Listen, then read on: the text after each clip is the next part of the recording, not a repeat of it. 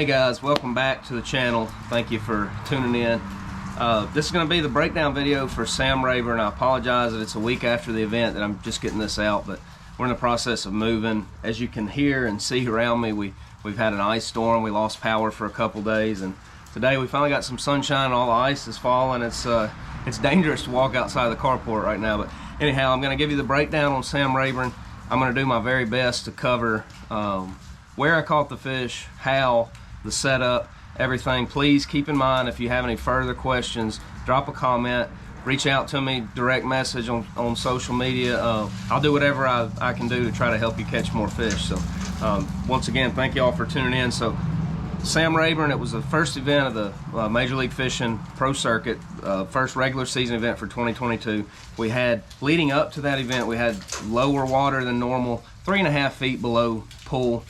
Some of those Texas lakes fluctuate, you know, quite a bit. Rayburn has been much lower than that and much higher, but it still was low enough to where it left a lot of cover just up in a depth, either dry on the bank or a depth that you know, a lot of ditches and grass and stuff like that. Just it took away a lot of opportunity that the fish had to use. So even more so of kind of a killer to the having a good bite and a good week to fish there was we had a serious cold front, and it led up several days before our event. The water temperature, from what I'd heard in the week or two prior to our event, was in the 60s. When we got there, it had plummeted. It was 52, 51 in places. And we had cold weather while we were there. We had cold rain. We had nights in the mid-20s. Got limbs falling out here, but so we had a big change. And what that's going to do when fish have been shallow and in an optimal, kind of a feeding frenzy and an optimal water temperature in the 60s, kind of, you know, feeding up for winter type deal, that winter had been extended or late, and then all of a sudden it plummets, those fish are going to bail out. They're gonna change. And anytime you have a major transition in the largemouth bass's movement, then a lot of them just go into no man's land. Who knows where they go? They get hard to catch. That's just the way it is. I don't care if it's post spawn. I don't care if it's the fall transition or if it's just a major weather event like we had. Things change. So a lot of those fish just I don't know if they suspend, they get lockjaw, they go out in the middle of nowhere. But what I focused on after my first day of practice and not getting many bites, I just kind of started going through my mind, what in the world is the majority population of fish doing? I didn't feel like a lot of them were a foot deep up there where they're easy and ready to bite and easy to catch. So I decided to start looking in areas where the fish had lots of open water to go to where they feel safe. Bailout points is what I call it. If fish had been up in a drain or a creek, where is the first place that they will stop as they're pulling out to what they feel is safety, which is a lot of open, deep water. So I started running that. I graphed a few fish on some offshore stuff, and then I got a bite or two. I had a better second day of practice, so I decided to start day one of the event on a place that I had graphed some fish, and I caught two in practice, and one of them was a decent fish, about 25 foot deep. And what it was it was the outside point where a drain went up onto a flat, or a series of islands. And that outside point it's nothing but a stopping place. It's where those fish are pulling out. They get as far away they get as close as they can to safety, which is wide open 30 foot of water. But they always want to relate to something if they can, unless pressure drives them out. So they related to the farthest outside point. I had caught some fish in practice on a Carolina rig, but there's so much pressure on Sam Rayburn because it's such a great fishery, especially this time of year. Giant bags come from there, so there was a lot of pressure. So I started out day one of the event with the Carolina rig and just wasn't getting bit. I was seeing fish, could see them on active target. So I picked up my little go-to, my little Klone Ringo on a spinning reel, 10-pound line, and it was almost instant. I started getting bit. So that was the money maker for this event. Klone Ringo, Texas rig, 1/4 ounce tungsten weight, 2/0 round bend hook, green pumpkin, That one, I just pulled it out of the bag just to show you. It's doused in Craw-Cane. I think that stuff right there makes a difference at all times of the year. But where I really think it shines, and you are losing, you're going against the grain if you're not using it, is during colder months when the fish analyze a bait more, and during smallmouth events. Smallmouth are just picky to, you know, anytime. It's never going to hurt you, but you're going to catch less fish without having your lure smell like it's real during the winter months fishing for largemouth. So just always remember that. Colder months, anytime the water's below 60, man, you're going against the grain not to have a scent that you have confidence in. This stuff is basically pulverized crawfish with salt. You just pour it in your bag. I mean, I've got at all times 5 bags of Klone Ringos in the boat. You can see in there, I pour the Craw-Cane in there, let it sit, soak. This is an old bag from last year, so that stuff's been in there basically based in the Klone Ringo for months. So, I mean, you pull one out and it has the smell of crawfish. So that's a good, easy way to make sure that your bait is as real as it can possibly be. So anyway, back to the Klone Ringo. I just throw it out, pick it up, drop it. You know, pretty slow presentation. The fish were about 25 foot deep. 10 pound, my setup for that Klone Ringo is just a good quality spinning reel, a 7 foot medium heavy rod, 10 pound braid, yellow. I like yellow or something high vis. You want to be able to always see that line, feel it. The braid's important on long casts and deep water. And then a 10 pound fluorocarbon leader. I like to tie the FG knot. Just transitions really well through the eyes. And I also like to throw about a 20, maybe even 25 foot fluorocarbon leader. The reason I do that, if you think about the boat being here and the fish here 25 foot deep, when you make your cast and your bait lands, if you have a 5-8 foot fluorocarbon leader, your bait sinks to the bottom, your braid floats. So now when you go to work that bait, it's coming straight off the bottom as you work it back, and slowly your line angle changes to where it should be, but by that time your bait's under the boat, you've finished your retrieve. That long fluorocarbon leader allows that fluorocarbon to sink and makes more of a direct line to your rod tip, so you have more of a natural or a horizontal retrieve with your lure.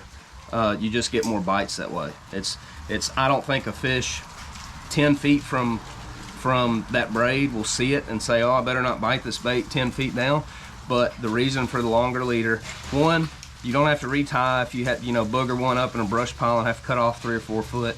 But for two, it's just the natural angle of your bait presentation. So 20-25 foot fluorocarbon leader always when I'm fishing deep. FG knot is the best one that I've come across. Look, in the near future, I'm going to do a breakdown on how to tie the FG knot. It takes some practice. You got to be patient with it, but I'll show you a way that's, in my opinion, the easiest way that I found to learn. So the next thing that I had found fish on, the next feature, was secondary points. So I looked at the stuff that was as close to the main basin of the lake, just out in the middle of no man's land, the farthest stuff out. And then I also looked at that population of fish that had been in the creeks. Where was the first place that they would stop coming out? They weren't going to stop on a ditch bank that was 5 foot deep. They were going to get out to where they felt that 15, 20, 30 foot of water safety. So I started running that stuff, and I found a couple of secondary points also that had fish on them.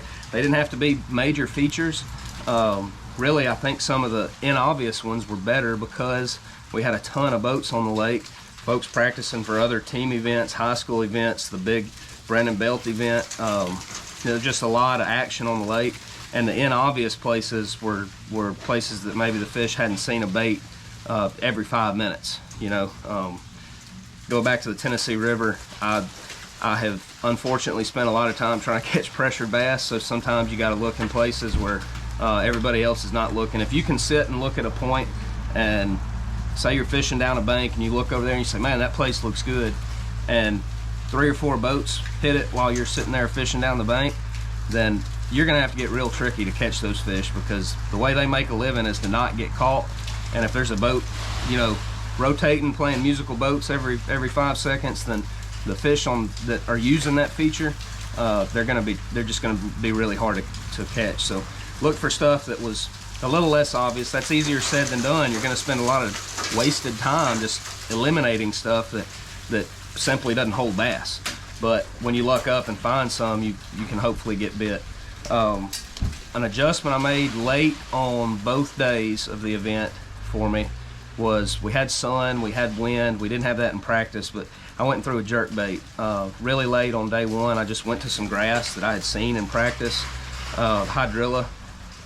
Water was probably 4 foot deep.